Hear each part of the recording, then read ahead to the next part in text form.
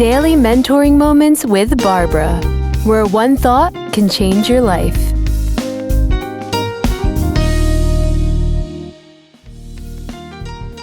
Hello, this is Daily Mentoring Moments with Barbara, and I want to talk to you today about counting the cost. Now, one of my favorite books in the Bible talks about counting the cost before you start anything. And I was thinking today of how I took this walk up what I did not really realize was a hill or multiple hills, and I didn't really count the cost before I went.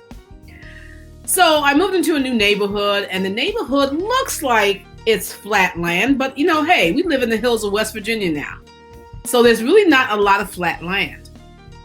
And as I started out, my daughter and I started out walking, I recognized that it seemed like we were going downhill. And I remember thinking along the way as we continued to walk. Now, remember, Barbara, as you're walking downhill, at some point, you're going to have to walk back up this hill.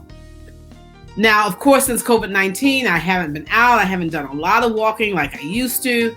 And so I'm continuing to walk down the hill, and we're talking, and then we're walking down another hill, what it seems like, and we're talking.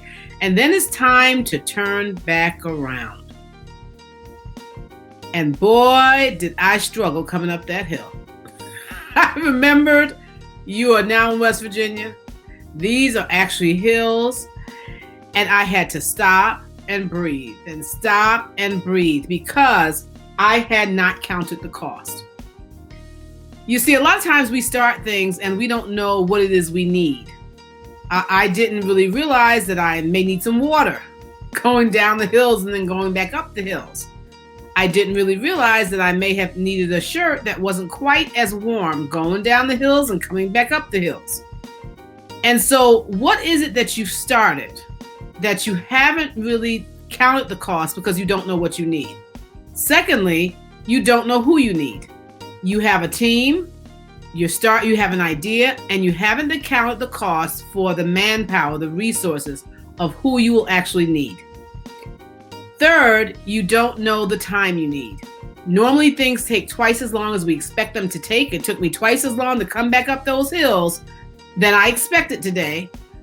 And if we don't count the time that we need, then we shall fall short, and the expectations that we had and that other people had are not met.